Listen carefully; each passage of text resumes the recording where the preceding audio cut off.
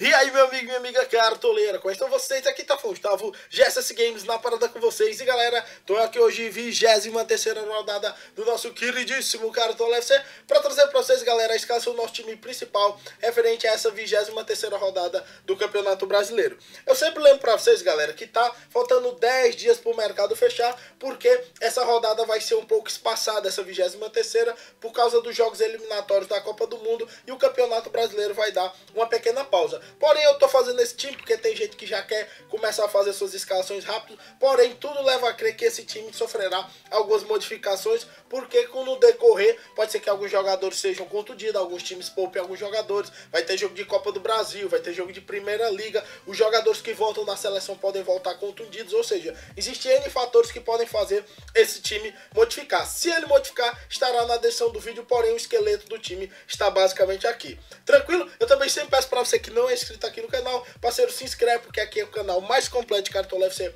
para você, e a gente vai dar ainda várias dicas no decorrer dessa semana, e todos os links dos vídeos que forem saindo também estarão na descrição do vídeo. E agora, galera, como tá faltando 10 dias pro mercado fechar, eu queria dar uma dica iradíssima para vocês de um fantasy game muito parecido com o Cartola, que vai permitir vocês escalarem alguns jogadores para essas eliminatórias da Copa do Mundo. Tranquilo?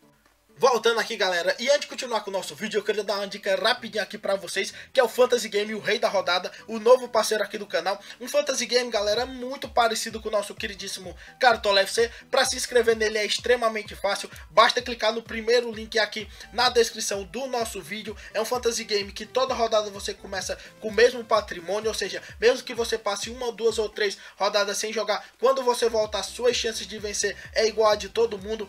Pode chamar seus amigos, média de jogadores, salário, tudo bem direitinho. Além disso, você tem chance de ganhar até R$ 2.500 em premiações em apenas uma rodada, ou seja, extremamente completo. Além disso, para quem gosta de Premier League e Liga Espanhola, eles também têm os Fantasy Games, tanto da Premier League como lá na Liga Espanhola. Tem um blog iradíssimo onde eles dizem quais times têm mais chance de vitória e as porcentagens. Além disso, eles dão os scouts de também possibilidade de SG para ajudar vocês mitarem até no próprio Cartola FC. E exclusivamente nessa primeira semana eu garanto que quem conseguir pelo menos R$ 50 no rei da rodada em alguma das ligas deles, eu vou colocar uma música em um dos meus vídeos aqui do canal. Basta pedir depois que conseguir lá na minha fanpage. Tranquilo? Então vem participar do rei da rodada, primeiro link da descrição, bora mitar junto.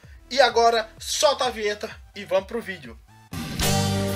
Todo ano é assim, e aí, depois de nós, e aí, bora negão, joga negão, e aí, depois de nós.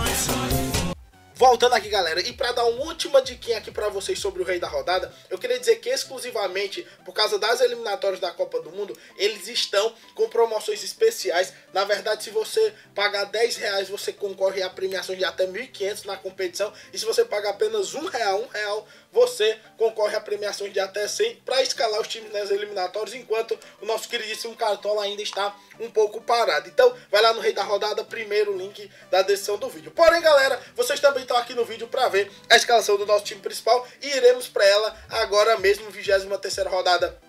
Uma rodada um pouco complicada, galera. Primeiro porque tem muitos confrontos difíceis, como Atlético Mineiro e Palmeiras, clássico como Atlético Paranaense e Coritiba, Santos e Corinthians, Botafogo e Flamengo. Ou seja, não é uma rodada tão simples assim como teria sido as últimas. A nossa última pontuação aqui no Cartola foi de 51,26, uma pontuação mediana, principalmente o René Júnior e o Douglas Fred salvaram a gente, ou seja, principalmente as apostas que a gente conseguiu colocar na rodada passada, não escalando aquele mesmo time mod que todo mundo está escalando. E nessa rodada também vamos colocar algumas apostas que não estão sendo tão colocadas nessa rodada. Até agora os mais escalados são André Hernandes e Diego Souza, galera, ou seja, é basicamente um time que está envolvendo o Sport, que vai pegar o Avaí, que apesar de ser favorito, eu não acredito que seja grande favorito. O Avaí vem vivendo uma fase até razoável. E o outro é o São Paulo, esse sim, acredito que seja favorito pegando a Ponte, porque a Ponte Preta fora de casa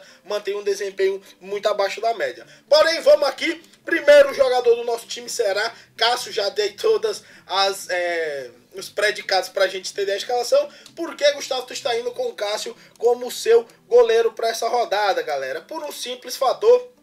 Alguns jogadores, se a gente for notar, falaram do Vanderlei, do Santos. Eu acredito que o Santos seja o Cássio seja uma melhor opção exclusivamente para essa rodada. Lembrando que o Cássio vai estar voltando da seleção. Agora eu vou explicar porque eu acho o Cássio melhor. Porque o Santos, galera, é um time bem trocador mesmo.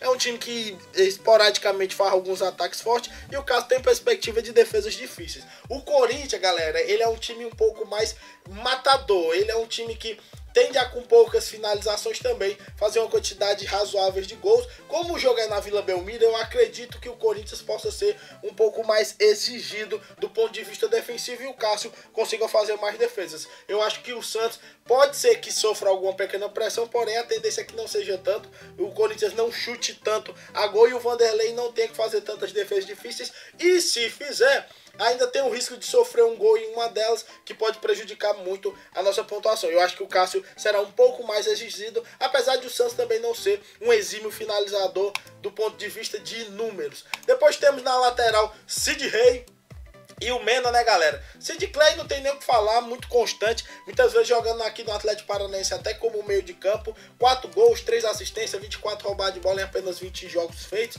22 faltas cometidas, muito regular. Apesar de o jogo ser um clássico, o Atlético Paranaense vem vivendo uma fase muito superior à do seu adversário, que é o Coritiba. Como vocês podem ver, os scouts totalmente positivos do Sid Clay, média de 5.75, extraordinária. E do outro lado temos o Mena, né, galera? Um jogador que vive muito altos e baixos, faz grandes pontuações, depois não consegue manter uma certa regularidade. Vai pegar o Avaí, que nós estamos falando nada mais nada menos do que o pior ataque da competição, com apenas 13 gols marcados. Isso faz, do meu ponto de vista, criar uma perspectiva grande e o Mena fazer uma boa pontuação. Ele tem uma média de 5.82, 4 assistências, 1 gol, ou seja, metade dos jogos que ele participa pelo lado do esporte, ele faz algum tipo de lance incisivo do ponto de vista de gol, tem algumas altas pontuações, vem caindo um pouco de desempenho, mas ainda mantém uma média extraordinária de 5.82. Na zaga a gente vai de Rodrigo Caio. Esse jogador é um pouco arriscado, né, galera? Também é um jogador que volta da seleção. A tendência é que Cássio, provavelmente terceiro goleiro, não entre em campo. O Rodrigo Caio também pode ser que entre em campo, mas também é o quarto zagueiro do time. Pegando a Ponte Preta, que fora de casa mantém um desempenho muito abaixo da média, São Paulo precisa desesperadamente de um resultado para pelo menos conseguir dar uma respirada, visto que já está na vice-lanterna do Campeonato Brasileiro.